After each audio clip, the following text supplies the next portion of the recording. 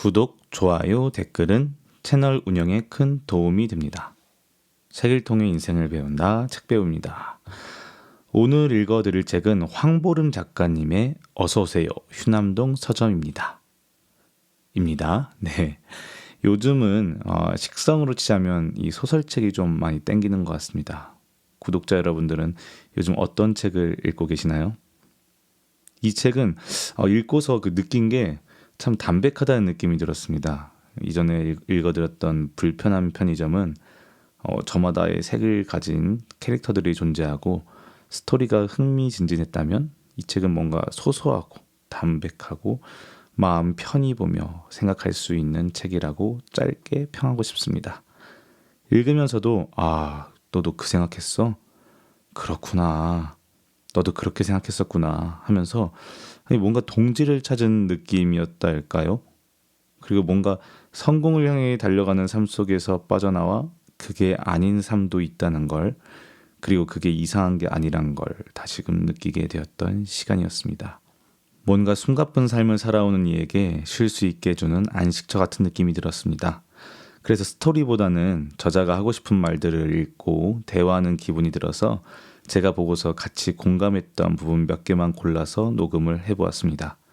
스토리 연속성보다는 저자가 무슨 말을 하고 싶었는지를 들어보시면 좋을 것 같아요. 자, 브런치북 전자책 출간 프로젝트 수상작 밀리의 서재가 출간하고 황보름님이 지은 어서오세요 휴남동 서점입니다. 낭독 시작하겠습니다. 6. 서점 휴식시간. 손님 맞으랴 커피 내리랴 구입 책 목록 작성하랴. 정신없이 시간을 보내다가도 어느덧 고개를 들면 할 일도 손님도 커피 내릴 필요도 없는 시간이 찾아온다. 서점엔 영주와 민준 둘뿐이다. 영주는 이 시간을 악착같이 활용해 어떻게든 휴식 시간을 만든다.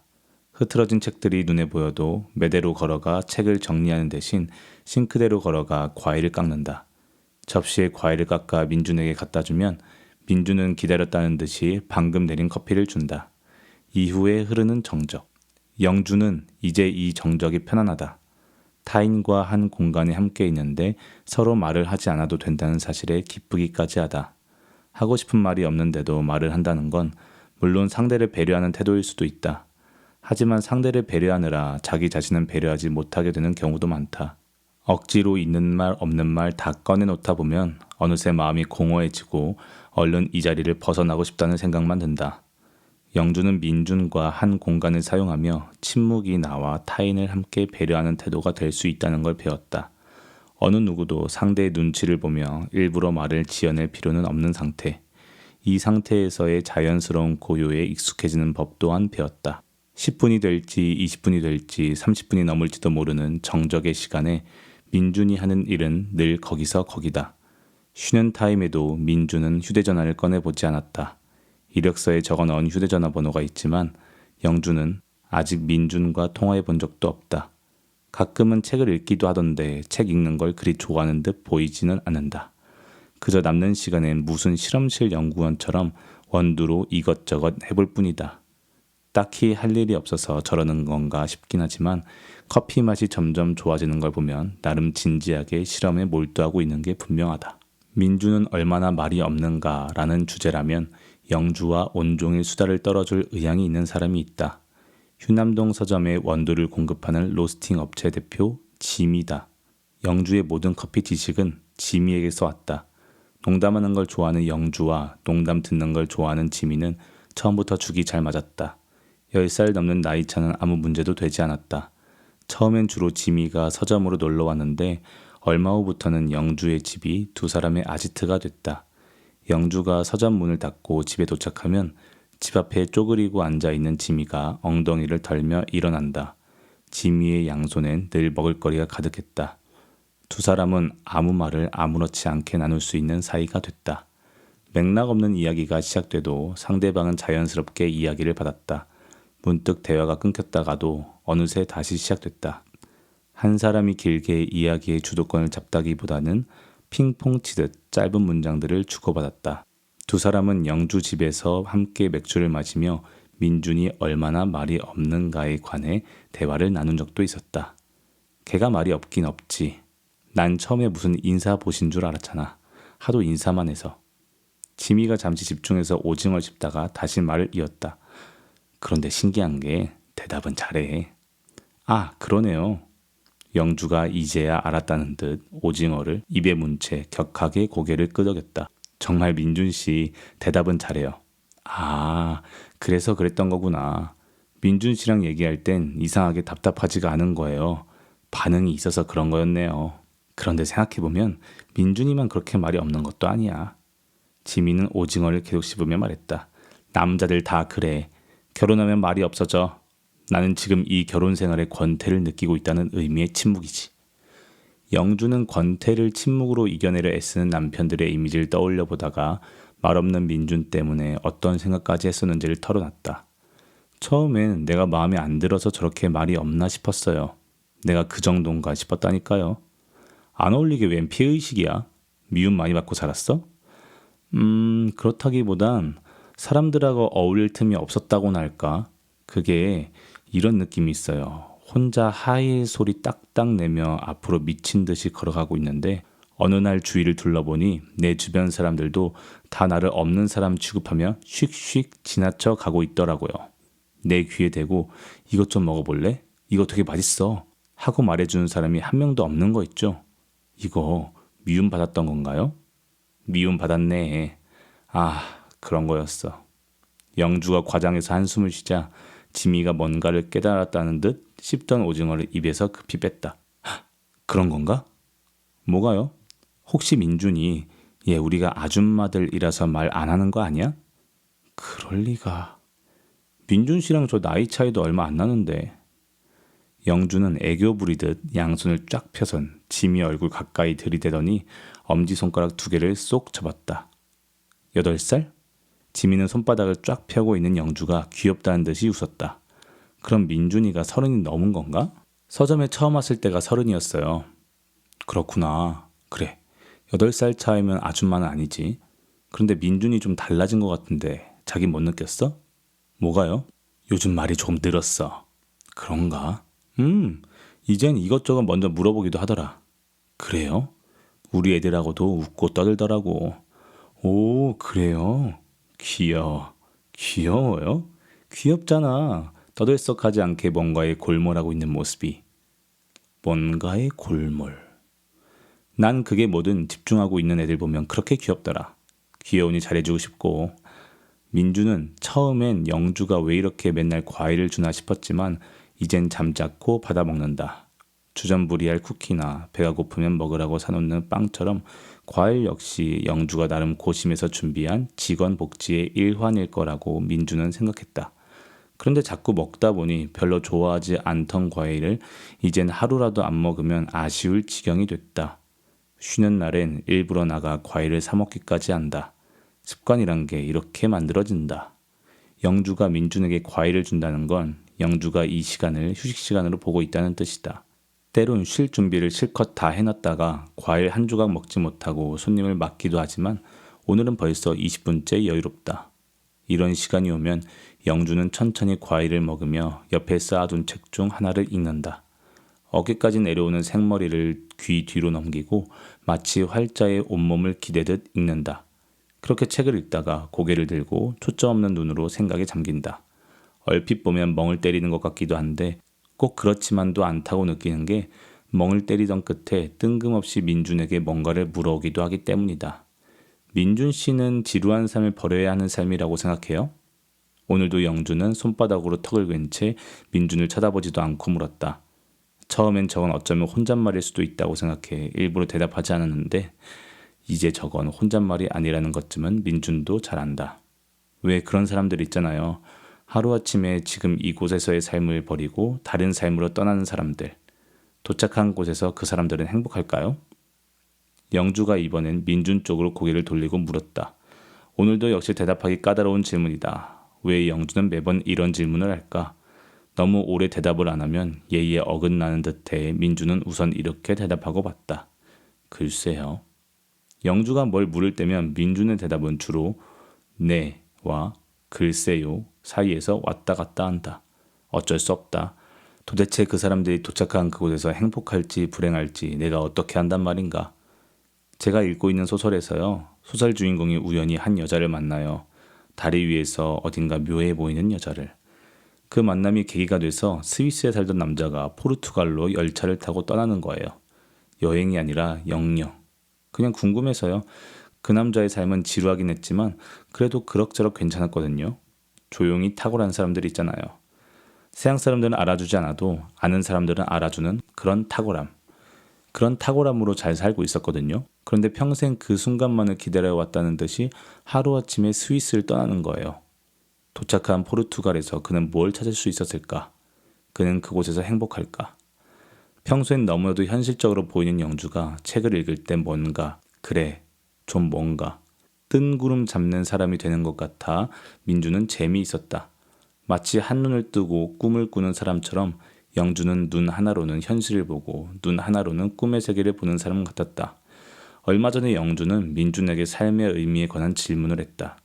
민준 씨는 삶의 의미가 있다고 생각해요? 네? 전 없다고 생각해요. 없으니까 각자 찾아야 하는 거예요. 그리고 한 사람의 삶은 그 사람이 찾은 의미가 무엇이냐에 따라 달라지는 거고요. 네. 그런데 못 찾겠어요. 뭘요? 의미요. 어디에서 의미를 찾아야 할까요? 내 삶의 의미는 사랑에 있을까? 아니면 우정일까? 책일까? 서점일까? 어렵네요. 찾고 싶다고 해서 금방 찾아지진 않을 거예요. 그렇죠? 민준이 대답 없이 바라고 보고만 있어도 영주는 아무렇지 않다는 듯 말을 이었다. 무려 내 삶의 의미를 찾는 건데 그렇게 쉽게 찾아지겠어요? 그런데 꼭 찾고 싶은데 못 찾는다면 아무래도 내 삶에는 의미가 없는 게 되는 거겠죠? 이게 무슨 말일까? 글쎄요. 어차피 영주는 민준에게 대답을 원하는 것이 아니라 머릿속에서 빙빙 도는 생각을 질문을 통해 정리하는 것 같았다. 그러니 얼쑤 그 이상도 이하도 되지 않는 대답을 매번 하는데도 핀잔 한 번 주지 않은 걸 테다. 한 번씩 구름 속에서 몽롱하게 생각에 잠겼다가 다시 씩씩하게 현실 맞춤형으로 살아가는 것이 영주의 삶을 더 풍요롭게 한다는 걸 민준은 조금씩 이해해 갔다. 그런 영주 옆에서 민준도 이따금 영주처럼 생각에 잠겼다. 생각의 끝에서 막연한 꿈 같은데 가닿기도 했다. 장래 희망이나 목표로 전환되는 꿈이 아니라 진짜 꿈. 남자가 포르투갈행 열차를 타고 갈 때 그 남자를 움직이게 했던 그런 꿈. 민주는 그 남자가 도착한 곳에서 행복했을지 불행했을지는 모르겠다고 생각했다. 하지만 분명한 건 그는 어제와는 완전히 다른 삶을 살아가게 될 거라는 사실이었다. 누군가에겐 이것만으로도 충분하지 않을까. 오늘의 삶과 완전히 다른 내일의 삶. 하루에도 몇 번씩 이런 내일을 꿈꾸는 사람들에게 그 남자의 내일은 꿈을 이룬 이의 전형이지 않을까 싶었다. 7. 휴남동 서점 북토크. 골목 곳곳에 동네 서점이 늘어나는 것이 하나의 트렌드가 되었다면 서점이 책뿐 아니라 문화생활을 제공하는 공간으로 확장된 것 또한 하나의 트렌드가 되었다. 그렇다고 해서 서점 대표들이 이런 트렌드를 마냥 좋아서 이끌고 또 뒤늦게 따라가고 있는 건 아니다. 일종의 유인책이라고나 할까? 우선 손님을 서점으로 불러들이기 위해 책 판매만으로는 먹고 살 수 없으니까. 영주도 처음에는 책만 팔려는 생각이었다. 하지만 차츰 책 판매만으론 수지가 맞지 않는다는 걸 깨달았다. 한 명뿐이지만 피고용인을 책임져야 하는 고용인의 입장이 되었으니 수지 생각은 더 해야 했다. 그래서 우선 매주 금요일 저녁엔 신청만 하면 누구나 서점 공간을 이용할 수 있도록 했다. 북토크, 공연, 전시 다 된다. 이때 서점은 공간만 제공하는 것이니 영주나 민주는 평소처럼 일하기만 하면 된다. 홍보는 돕기로 했다. 서점 밖 입간판에 포스터를 붙이거나 소셜미디어에 신청서를 링크해둔다. 처음엔 이런 시도가 책을 읽으러 서점에 들른 손님을 불편하게 할까봐 걱정이었는데 오히려 그 반대였다. 책을 읽으러 서점에 들렀다가 작가가 낭독을 하거나 가수가 노래를 부르고 있으면 적극적으로 참여 의사를 밝히는 손님이 많았다. 책을 한 권 사거나 음료를 주문하면 5,000원만으로 누구나 즉시 참여할 수 있도록 했다. 매달 둘째 주 수요일엔 북토크를, 넷째 주 수요일엔 독서 모임을 진행한다. 처음 6개월은 영주가 독서 모임을 이끌었지만 차츰 버거워져 자주 참여하는 분들에게 리더 역할을 제안했더니 모두 흔쾌히 수락해줬다. 지금은 두세 명이 돌아가면서 책을 고르고 모임을 이끈다. 북토크 사회는 영주가 본다. 이런 기회가 아니면 언제 저자에게 묻고 싶은 것 다 물어가며 책 이야기를 할 수 있을까 싶어 도전해본 일이기도 하면서 서점 대표가 직접 사회 보는 북토크라는 휴남동 서점만의 특징을 만들고 싶기도 했다. 북토크 내용은 녹음했다가 녹취를 풀어 블로그와 소셜미디어에 공개도 한다. 북토크도 북토크지만 내용을 정성스레 정리한 글을 저자들이 유독 좋아했다. 지금은 수요일과 금요일에만 이벤트를 열고 있지만 앞으로는 어떻게 해야 할지 고민이다.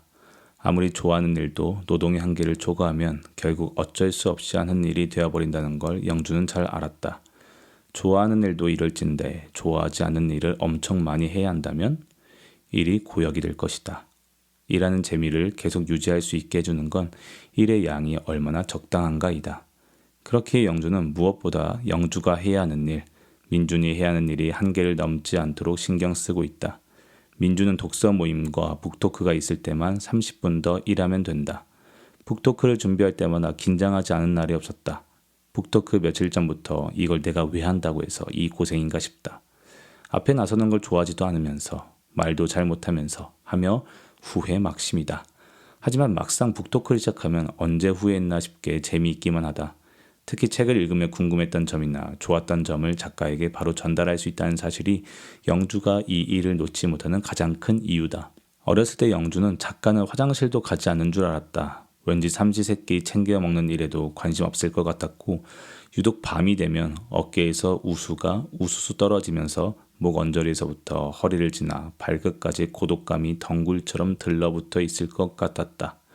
고독에 지친 사람이 친절하기는 어려울 듯해 영주는 작가라면 조금 괴팍해도 봐줄 마음이 있었다. 영주에게 작가란 세상 돌아가는 이치를 다 통달한 끝에 운명에 이끌리듯 글을 쓰기 시작한 사람이었다. 작가도 모르는 게 있을까? 없지 않을까? 작가에 대해 품은 이런 이미지를 영주는 여전히 포기하지 못하고 있다.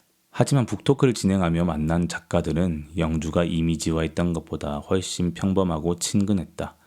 작가들은 혹시 자신이 글에 재능이 있는지를 매일 의심하는 보통 사람일 뿐이었다. 어떤 작가는 술을 한 모금도 못 마셨고 어떤 작가는 직장인보다 더 규칙적인 생활을 했으며 어떤 작가는 체력이 가장 중요하다면서 매일 달렸다. 생계 걱정 없는 전업작가가 되기 위해 매일 7시간씩 글을 쓴다는 한 작가는 북토크가 끝나고 영주에게 이런 말을 했다. 한번 해보는 거예요. 재능이 있는지 없는지 고민하는 대신 우선 써보자는 생각이 있어요. 한 번쯤은 이렇게 살아보고 싶었으니까. 영주보다 더 수줍어하고 쑥스러워하는 작가들도 있었다. 어떤 작가는 영주의 눈을 제대로 쳐다보지도 못했다. 하고 싶은 말은 있는데 말을 잘 못해 글을 쓰게 됐다는 한 작가는 자기가 천천히 말하는 건 머리가 나빠서 그런 것이니 양해 부탁한다며 독특한 방식으로 관객을 웃게 했다. 성급하게 주장하는 대신 느린 템포로 문장 하나하나를 뱉어내는 작가들을 보며 영주는 묘한 안도감을 느꼈다. 그들이 말하는 태도처럼 어리숙해 보이더라도 조심스레 한 발 한 발 살아가도 될 것 같아서. 내일 북토크는 책과 가까워지는 52가지 이야기로 진행된다. 매일 읽습니다를 쓴 이아름 작가와 이야기를 나눌 예정이다. 이 책을 반쯤 읽었을 때 영주는 이아름 작가와 만나보고 싶다는 생각을 했다. 다 읽은 후 질문을 뽑아봤는데 금세 20개를 넘었다. 질문지가 쉽게 만들어진다는 건 영주가 작가와 하고 싶은 이야기가 그만큼 많다는 뜻이다. 작가와의 일문일답. 블로그 업로드 시간 오후 10시 30분. 요약본. 인스타그램 업로드 시간 오후 10시 41분. 영주. 제가 이 책을 읽고 좋았던 점을 말씀드리면요. 뭔가 책을 읽어도 성공하는 건 아니구나 하는 그런 느낌을 받아서 좋았어요. 웃음. 저랑 코드가 맞는 것 같아서요. 아름. 그 느낌이 정확합니다. 웃음. 책을 읽으면 세상을 보는 눈이 밝아진다고 하잖아요. 밝아진 눈으로 세상을 더 잘 이해하게 되고요. 세상을 이해하게 되면 강해져요. 바로 이 강해지는 면과 성공을 연결하는 사람들이 있는 것 같아요. 그런데 강해질 뿐만 아니라 고통스러워지기도 하거든요. 책 속에는 내 좁은 경험으론 결코 보지 못하던 세상의 고통이 가득해요. 예전엔 못 보던 고통이 이제는 보이는 거죠.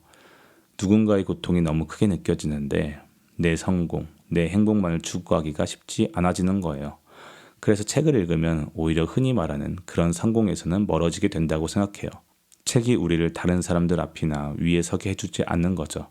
대신 곁에 서게 도와주는 것 같아요. 영주. 곁에서게 도와준다는 말이 좋네요. 아름. 네. 그래서 결국 우리는 다른 면에서 성공하게 되는 거예요. 영주. 어떤 면에서요? 아름.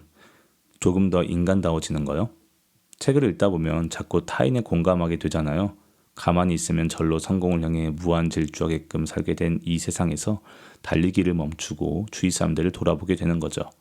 그러니 책 읽는 사람이 늘어나면 이 세상이 조금이나마 더 좋아질 거라고 전 생각해요. 영주. 시간이 없어서 책을 못 읽는다는 분이 많아요. 작가님은 많이 읽으시죠? 아름. 저 그렇게 많이 못 읽어요. 2, 3일에 한 권 정도 읽어요. 영주. 그게 많이 읽는 건데요. 웃음. 아름. 그런가요? 웃음. 다들 많이 바쁘시니까 틈틈이 읽을 수밖에 없잖아요. 아침에 잠깐, 점심에 잠깐, 저녁에 잠깐, 자기 전에 잠깐. 그런데 이 잠깐의 시간이 모이면 꽤 커요. 영주. 한 번에 여러 권을 같이 읽는다고 하셨어요. 아름. 제가 좀 산만해서 그런 것 같아요. 재미있는 책도 계속 그 책만 읽으면 지루해지더라고요. 그게 뭐든 지루한 건 싫으니까 얼른 다른 책을 꺼내 읽어요. 책 내용이 머릿속에서 마구 뒤섞일 거라 생각하는 분도 계시는데 저는 그렇지 않더라고요. 영주. 전에 읽던 책 내용이 다시 읽을 때 잘 기억나지 않기도 할 것 같아요. 아름. 전 책을 읽을 때 기억에 대해서는 크게 집착하지 않아요. 물론 책 내용이 연결돼야 하니까 앞의 내용을 어느 정도 기억해야 하긴 하죠. 정말 하나도 기억 안 날 땐 사실 이런 경우는 별로 없어요. 되게 어느 정도는 기억나요. 그래도 기억이 안 나면 연필로 체크해 놓은 부분만 읽고 나서 다시 읽기도 해요. 영주. 기억에 집착하지 않는다는 말을 책에서도 하셨어요. 그래도 되나요? 웃음. 아름. 웃음. 전 된다고 생각해요. 책은 뭐랄까 기억에 남는 것이 아니라 몸에 남는다는 생각을 자주 해요. 아니면 기억 너머의 기억에 남는 건지도 모르겠고요. 기억나진 않는 어떤 문장이 어떤 이야기가 선택 앞에 선 나에게 도움을 주고 있다는 생각을 해요. 제가 하는 거의 모든 선택의 근거엔 제가 지금껏 읽은 책이 있는 거예요. 전 그 책들을 다 기억하지 못해요. 그래도 그 책들이 제게 영향을 미치고 있어요. 그러니 기억에 너무 집착할 필요는 없는 것 아닐까요? 영주. 그 말씀을 들으니 안도가 돼요. 저도 지난달에 읽은 책 내용이 가물가물하거든요. 아름. 저도 그래요. 아마 대부분 다 그럴 거예요. 영주. 책을 많이 안 읽는 시대라고들 하잖아요. 어떻게 생각하세요? 아름. 제가 이 책을 쓰면서 인스타그램에 처음 들어가 봤는데 정말 놀랐어요. 누가 요즘 사람들은 책을 안 읽는다고 하는가 싶더라고요. 정말 많은 사람들이 엄청난 속도로 책을 읽어 치우는 느낌이었거든요. 그걸 보고 책을 읽는 사람은 결코 사라지지 않겠다는 생각을 했어요. 물론 이분들이 아주 특이한 분들이라는 거, 아주 소수라는 거 알아요. 얼마 전에 어느 기사에서 보니까 대한민국 성인 절반이 1년에 책을 한 권도 안 읽는다고 하더라고요. 그런데 저는 사실 책을 안 읽는 사람이 많다. 그래서 문제다. 라고 말하는 것에 조심스러운 입장이에요. 바빠서 여유가 없어서 시간의 여유든 마음의 여유든 없어서 그러는 거니까요. 사회가 너무 빡빡하게 돌아가니까요. 영주. 그럼 이 사회가 조금 더 살기 좋은 사회가 되기 전까진 책을 읽을 수 없는 건가요? 아름. 그런데 좋은 사회가 될 때까지 마냥 기다리고만 있긴 싫어요. 책을 읽는 사람이 많아져야, 그러니까 타인의 고통에 공감하는 사람들이 많아져야 세상은 더 빨리 좋아질 테니까요. 영주. 그럼 어떻게 해야 할까요? 아름. 제가 할 수는 없을 거예요. 웃음. 그래도 사람들에게 독서 욕구는 있잖아요. 읽긴 해야겠다는 생각은 많이들 하시는 것 같아요. 책은 읽고 싶은데 못 읽는 분들은 어떻게 해야 할까? 영주. 아름. 원칙적으로는 이게 진리거든요. 처음이 힘들지 읽다 보면 계속 읽게 된다. 웃음. 그렇다면 처음 시작은 어떻게 해야 할까? 이런 분들을 위해 이 책을 쓴 거라고 말씀드릴 수 있겠네요. 웃음. 영주. 아우. 이렇게 말씀하시고 마는 거예요? 책의 타이머에 관한 이야기도 하셨잖아요. 책이 잘 안 읽힐 때는 타이머를 이용하신다고요. 아름. 장난스럽게 말씀드려 죄송해요. 책이 잘 읽히지 않을 때는 먼저 지금 자기가 무엇에 관심이 있나 생각해 보셨으면 해요. 우리 본능은 우리가 관심 있는 대상엔 한없이 흥미를 발휘하거든요. 요즘 퇴사하고 싶으신 분들 많잖아요. 그런데 퇴사한 분들이 쓴 책도 많아요. 그럼 그 책을 읽으면 되지요. 이민을 가고 싶나요? 그럼 이민에 관한 책을 읽으면 되고요. 자존감이 낮아졌나요? 절친하고 관계가 끊겼나요? 우울한가요? 관련 책을 읽으면 돼요. 그런데 책을 안 읽다가 읽으려다 보니 집중하기가 어렵거든요. 자꾸 딴짓하게 돼요. 전 그럴 땐 스마트폰 타이머 앱을 맞춰놓고 있어요. 기본은 20분, 타이머가 울리기 전까진 무슨 일이 일어나도 책만 읽자 하고 생각하고 읽으면 돼요. 제약이 우리를 긴장하게 하고 긴장이 우리를 집중하게 하는 거죠. 20분이 지났다면 선택하시면 돼요. 오늘은 20분 읽었으니 이만하면 됐다 싶으면 그만 읽고 즐겁게 다른 일 하시고요. 조금 더 읽자 싶으면 타이머 한 번 더 돌리면 돼요. 타이머 3번만 돌려도 1시간이에요. 우리 하루에 타이머 3번만 돌려봐요. 하루 1시간 독서는 이렇게 달성됩니다. 13. 모든 책은 공평하게. 몇 년째 보지도 못한 엄마와 마음속으로 다투는 것만으로도 영주는 벅찼다. 그녀는 마음속 파도를 잠재우는데 온 에너지를 다 쓰고 있었다. 몸을 둔하게 움직이며 어디 아픈 사람처럼 서점을 서성이던 영주에게 민준의 의기소침한 모습은 보이지 않았다. 제 문제에 깊이 함몰되어 있는 사람은 제 아무리 이타적인 사람일지라도 결국 타인에게 무심해질 수밖에 없다. 마음을 다잡아야 하는 건 결국 서점 때문이었다. 급하지 않다고 미뤄두었던 일들이 오늘은 급하게 처리해야 할 일들이 되었다. 영주는 오전 10시에 출근해 주문 도서를 확인하고 밀린 장부를 정리하고 택배 보낼 책들을 추리고 새로 들어온 책들의 소개글을 작성하고 그러면서 아직 읽지 못한 이번 주 독서 모임 책을 조급한 마음으로 바라봤다. 영주는 언제 굼뜨게 행동했는지도 기억나지 않을 정도로 쉴 틈 없이 바쁘게 하루를 보내야 했다. 해야 할 일을 찾아내 순식간에 척척 해결해내는 영주의 능력이 제대로 발휘된 날이었다. 만약 예전에 영주와 함께 일하던 사람들이 이런 그녀를 봤다면 그럼 그렇지, 사람이 어디 그리 쉽게 변하나 라며 그녀를 놀려먹을지도 몰랐다. 하지만 그때 영주를 알던 사람들 중 지금 그녀와 연락하고 지내는 사람은 한 명도 없다. 영주가 바삐 서점 일을 하는 동안 정서는 파란색 목도리를 뜨고 있었다. 영주를 찾아온 민철은 영주를 기다리면서 정서의 뜨개질을 구경했다. 정서는 맞은편에 앉아 뚱한 표정으로 뜨개질을 구경하고 있는 이 교복 입은 친구가 귀엽다고 느꼈다. 할 거 없으면 유튜브나 볼 것이지 애는 왜 여기 이러고 있는 거지? 너 이런 거 좋아해? 정서가 넋을 놓고 뜨개질을 구경하고 있는 민철에게 물었다. 이런 거요? 민철이 테이블에 올려두었던 두 팔을 거두며 정서를 봤다. 묻고 보니 나도 무슨 뜻인지 모르겠네. 그냥 왜 여기에 있냐는 질문이었어. 일주일에 한 번 서점에 와서 서점 이모하고 얘기해야 해요. 그래야 엄마가 잔소리를 안 한대요. 민철이 순순히 자신의 상황을 설명했다. 서점 이모는 영주 언니겠고 엄마가 왜 잔소리를 하는지 묻고 싶진 않고 암튼 보고 싶으면 계속 봐. 하고 싶으면 말하고. 뜨개질려? 한번 해볼래? 정서가 손을 멈추고 묻자 민철은 잠시 고민하다가 고개를 흔들었다. 아니요. 그냥 구경만 할게요. 그럼 그러든가. 민철은 다시 두 팔을 테이블 위에 겹쳐 올려놓고 파란색 목도리가 정서의 손놀림에 의해 규칙적으로 움직이는 모습을 바라봤다. 목도리가 움직일 때마다 마치 목도리가 민철 쪽으로 꿈틀꿈틀 기어오는 것처럼 느껴졌다. 정서의 손놀림은 일정한 속도로 유지됐고 민철의 눈도 일정한 속도로 정서의 손을 따라갔다. 민철은 뜨개질하는 걸 바라보고 있는 것만으로도 이토록 마음이 편해질 수 있다는 게 놀라웠다. 언젠가 유튜브에서 음식이 만들어지는 과정을 20분 동안 집중해서 본 적이 있었다. 영상 속 인물이 산속에서 재료를 직접 구하고 그것을 한 달간 묵힌 다음 매우 복잡한 단계를 거쳐 먹음직스러운 음식으로 만들어내는 과정. 그것이 너무 신기하고 재미있어 민철은 영상을 몇 번이나 반복해서 봤다.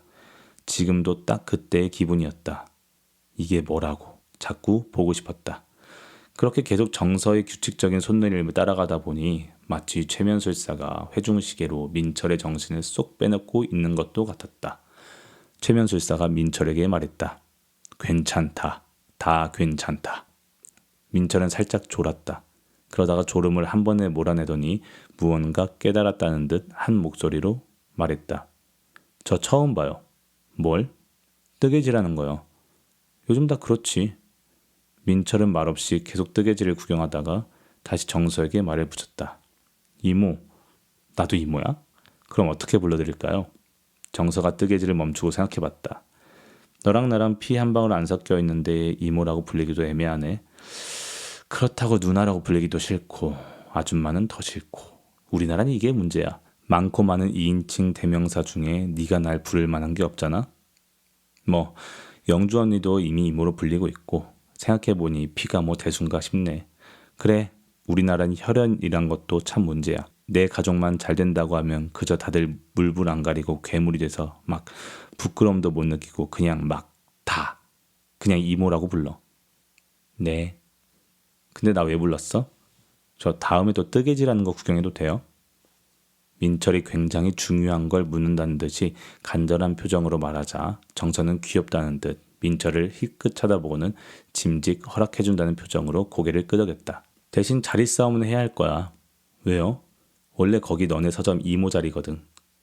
영주가 미뤄두었던 일들을 능숙하게 처리하며 서점 일에 몰두하는 동안 민주는 크게 티나지 않을 만큼 방황하고 있었다. 커피 주문이 없을 때면 어김없이 영주 곁으로 다가와 팔을 걷어붙이고 영주를 도왔고 영주를 다 도왔다 싶으면 대청소를 하듯 서점 구석구석을 닦고 에스프레소 머신을 닦고 또 닦고 컵도 닦고 또 닦고 카페 테이블 위치를 바꾸고 책들도 편집증에 걸린 사람이 지나간 것처럼 열을 맞췄다. 영주도 그런 그를 의식하고 있었지만 크게 개의치는 않았다. 큰 불은 다 껐고 이젠 소소하게 처리할 일만 남았다. 영주는 과일을 깎아 민준과 정서, 민철에게 가져다 주고는 자리에 앉았다. 사과를 먹으며 결정해야 할 건 자와 할랄 네루의 세계사 편력을 과연 몇 권 들여놓아야 할지였다.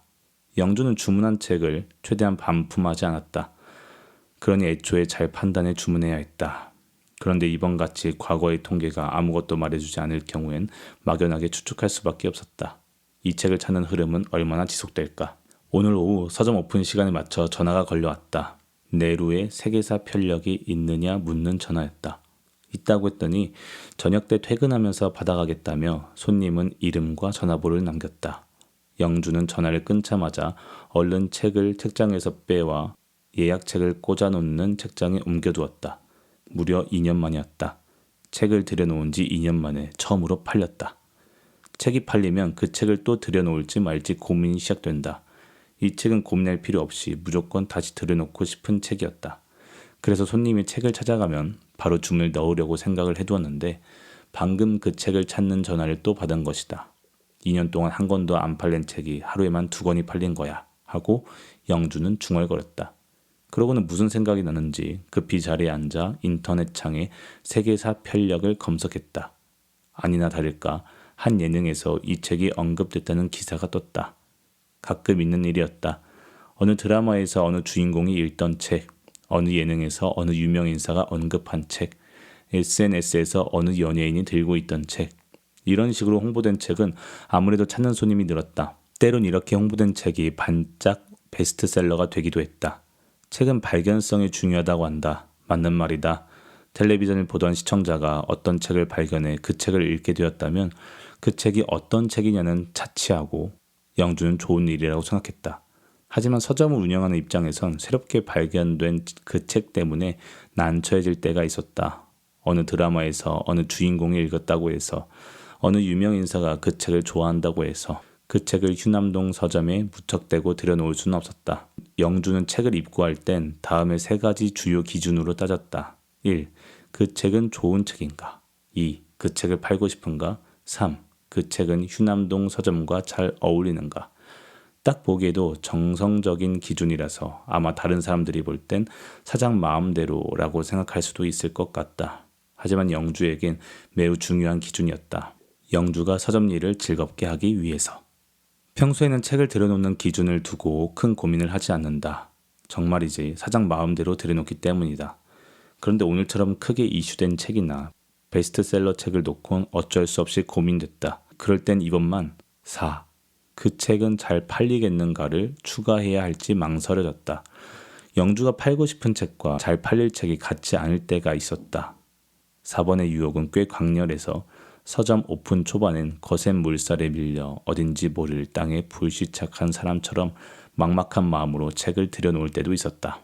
무슨 책 있나요? 아니요, 저희는 없어요. 저희는 없어요 하고 대답하기 지쳐갈 즈음 울며 겨자 먹기로 책을 들여놓았고 역시나 그 책은 잘 팔렸다. 그런데 영주가 문제였다. 그 책을 볼 때마다 가슴이 답답해져 왔다. 먹기 싫은 음식을 억지로 먹을 때면 그 음식이 철저히 미워지듯 그 책이 미워지기 시작했다. 그래서 굳세어지기로 결심했다. 저희는 없어요 하고 수십 번, 수백 번 말해도 끝까지 지치지 않기로. 대신 손님들이 휴남동 서점에서 생각지도 못한 책을 발견해낼 수 있도록 좋은 책을 열심히 들여놓자고. 이제는 아무리 잘 나간 책이라 해도 영주가 아니라고 생각하면 그 책을 들여놓지 않는다. 들여놓았다고 해도 그 책에 더 좋은 자리를 내주지도 않는다. 어느 책이든 자기에게 잘 어울리는 자리가 있다고 믿고 그 자리를 잘 찾아주는 게 영주의 몫이라고 생각해서다. 책을 들여놓을 땐 어쩔 수 없이 공평하지 않지만 들여놓은 책은 공평하게 팔고 싶다.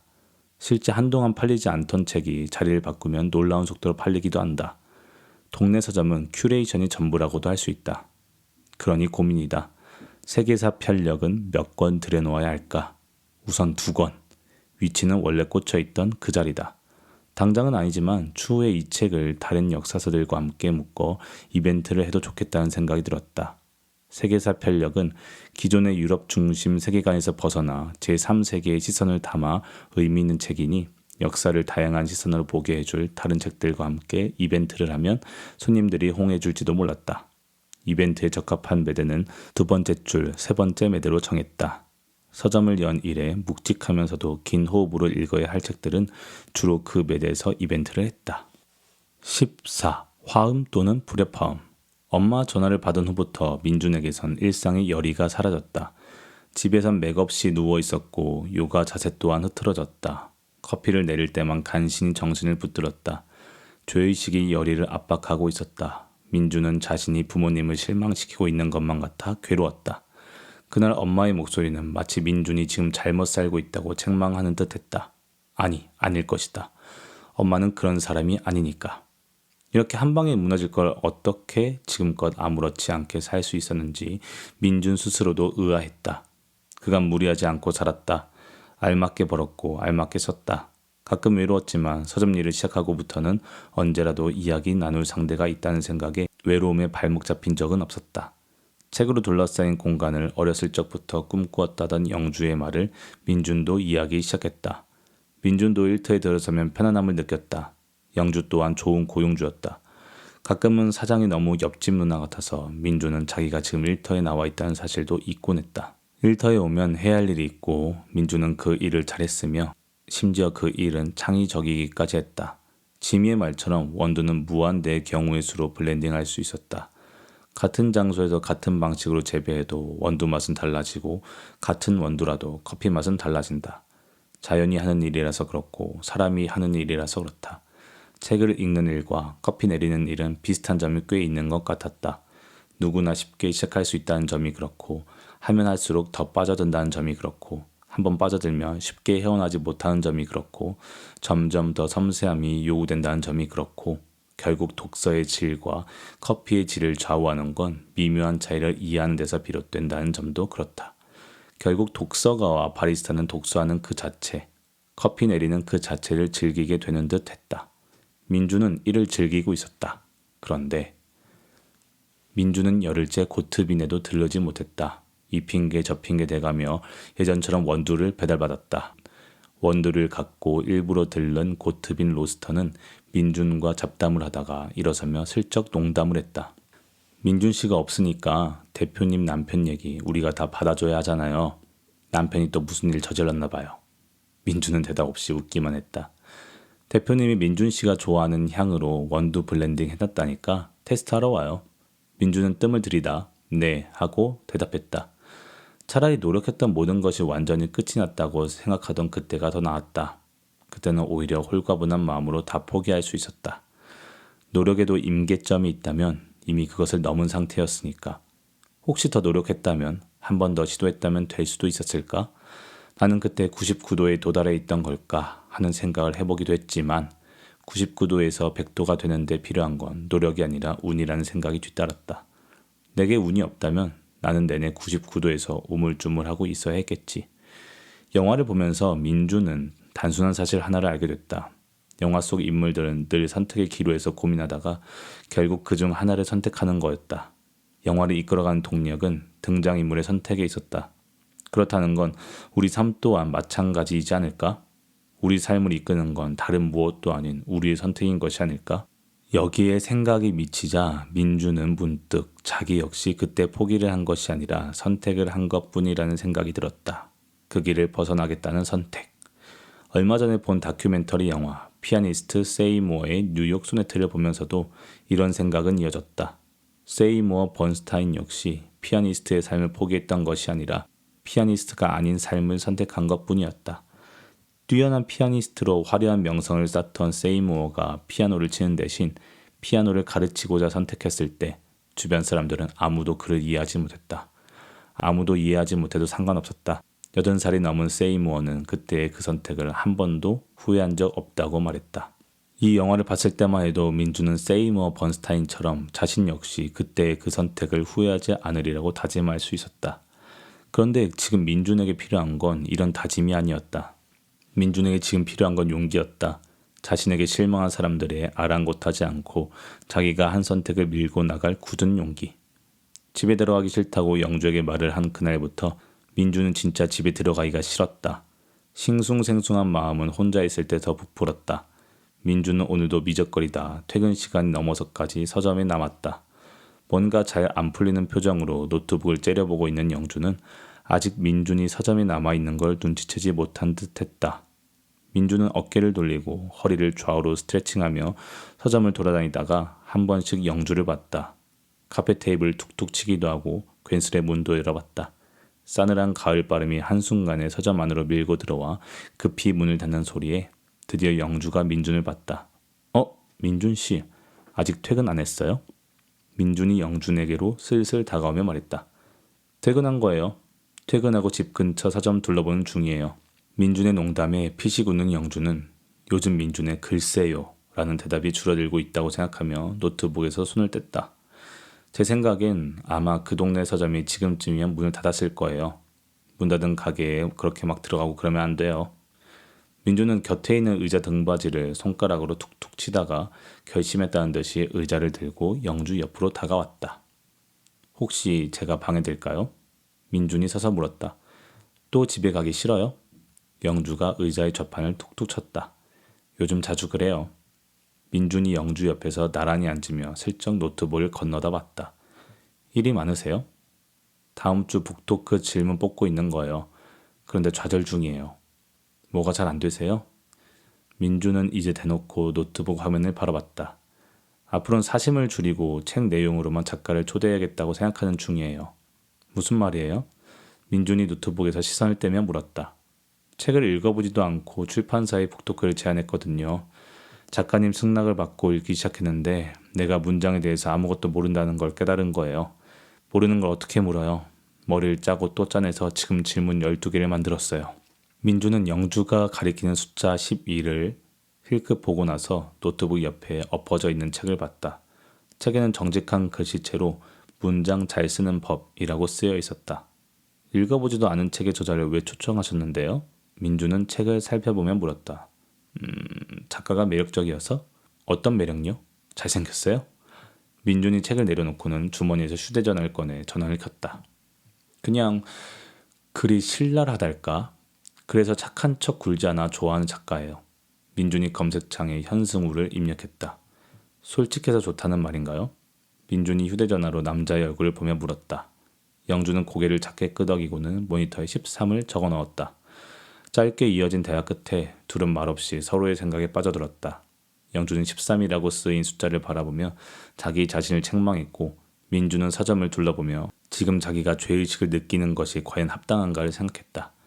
드디어 영주가 키보드를 두드리기 시작했다. 쓰고 지우고 쓰고 지우고를 몇 번 반복한 끝에 질문이 하나 완성됐다. 13. 살면서 어디까지 솔직해 보셨나요? 이게 무슨 소리야? 영주는 백스페이스를 길게 눌러 질문을 지었다. 그리고 다시 질문을 썼다. 13. 제가 쓴 글에서도 비문을 찾으신 적 있나요? 내 글을 읽어봤을 리가 없지. 영주는 또 백스페이스를 길게 눌러 질문을 지웠다.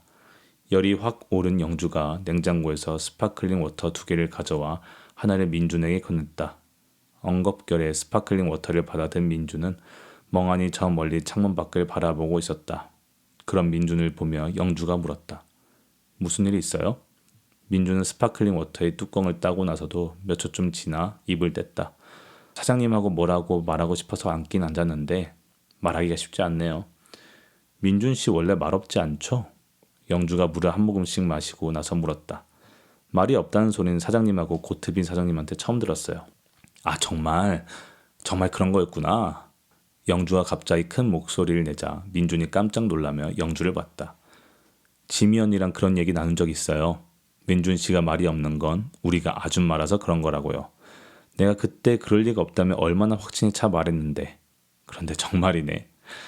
영주가 민준을 향해 장난스러운 표정을 짓더니 물을 한 모금 더 마셨다. 그게 무슨 말이에요? 민준이 황당해하며 물었다. 더군다나 사장님이 무슨 아줌마예요. 저랑 나이 차이도 얼마 안 나는데. 정말이죠? 그럼요. 믿을게요. 나를 위해.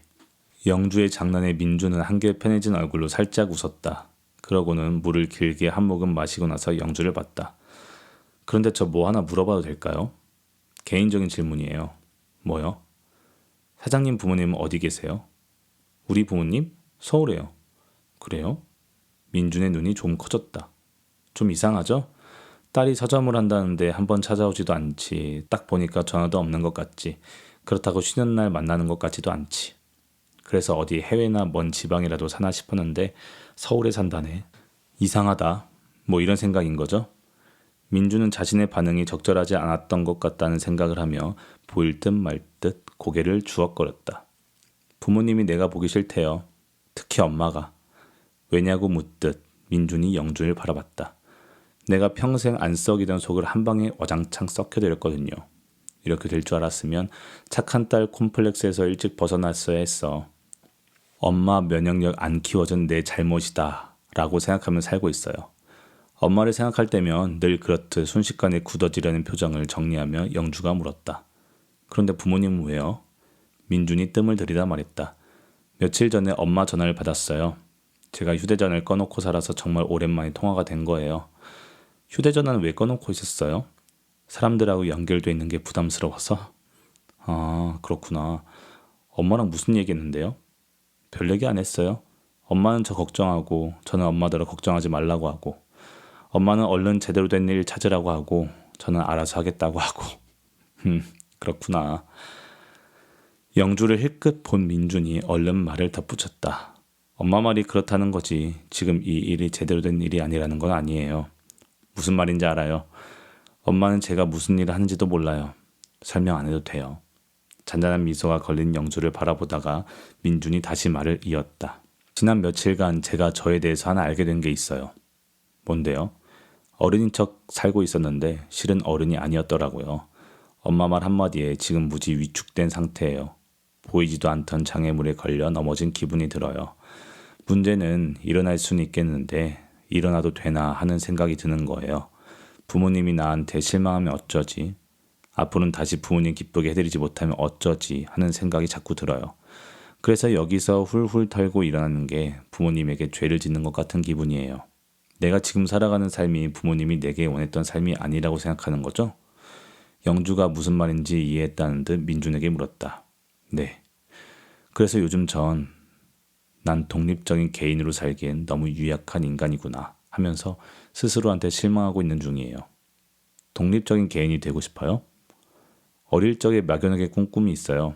왜 그런지 모르겠는데 저는 특정 직업을 갖고 싶다는 생각을 한 적은 없어요. 의사든 변호사든 딱히 별로요. 성공하거나 유명해지거나 그런 걸 바란 적도 없고요. 뭐 그냥 안정적으로 살면 좋겠다 정도? 인정받으면 좋겠다 정도. 그러면서 막연히 꿈꾸던 게 독립적인 개인이 되고 싶다는 거였어요. 멋있네요, 그런 꿈. 전혀요. 제대로 꿈을 꿀 줄도 몰랐던 것 같아요. 영주가 스파클링 워터 병을 손가락으로 두드리다가 의자의 등을 살짝 묻었다. 내 꿈은 서점을 하는 거였어요. 그런 꿈을 이루신 거네요. 그렇긴 한데 꿈을 이뤘는데 왜 꿈을 이룬 것 같지 않은지 모르겠어요. 왜요? 영주가 짧게 숨을 들이마셨다가 창밖을 보며 말했다. 만족하긴 해요. 그런데 그냥 꿈이 다가 아니다라는 생각이 들어요. 꿈이 중요하지 않다는 것도 꿈보다 중요한 것이 있다는 것도 아니지만 꿈을 이뤘다고 마냥 행복해지기엔 삶이 좀 복잡하다는 느낌? 뭐 그런 느낌이에요. 민주는 신발끝을 바라보며 고개를 작게 주걱거렸다. 마냥 행복해지기엔 삶이 좀 복잡하다는 느낌. 영주가 한 말을 곱씹어봤다. 삶은 원래 복잡한 것. 어쩌면 민주는 원래 복잡한 삶을 단순 명료 깔끔하게 정리하려 해 요즘 이렇게 괴로운 건지 모르겠다는 생각이 들었다. 띄엄띄엄 말이 이어지며 영주는 15번째 질문을 완성했고 민주는 여전히 영주 옆에 앉아서 그녀에게 말을 걸었다. 사장님, 혹시 다큐멘터리 영화 피아니스트 세이모어의 뉴욕 소네트라고 들어보셨어요? 많이 알려지지 않아서 모르실 것 같긴 해요. 영주가 숫자 16을 노려보다가 민준의 질문을 받고는 눈동자를 위로 치켜 떴다. 피아니스트 세이모어의 뉴욕 소네트라. 아, 시모어 번스타인이요? 세이모어, 시모어 같은 사람인가요? 영주가 고개를 끄덕였다. 책이 있어요. 시모어 번스타인의 말이라는. 아, 그 책이 다큐멘터리를 찍고 그 후의 이야기를 담은 건데 그 다큐멘터리를 말하는 건가 보네요. 아니요. 난 못 봤어요. 한번 보고 싶긴 한데. 그런데 왜요? 그 할아버지가요. 시모 할아버지? 네, 그 할아버지가 영상에서 이런 말을 해요.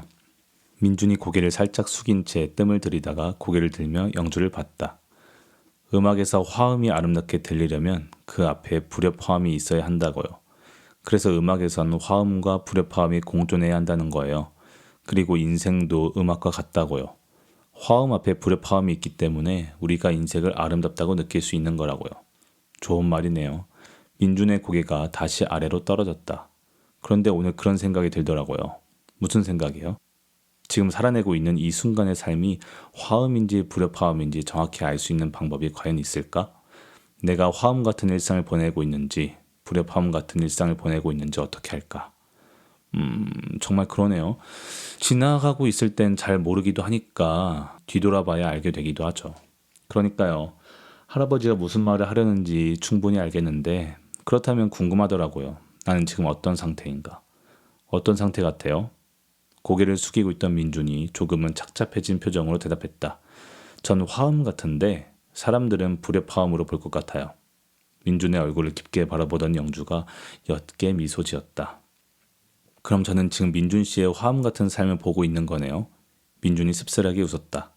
제가 맞는다면요. 맞을 거예요. 분명 그럴 거예요. 제가 보증할게요. 영주의 말에 민준이 작은 소리로 웃었다.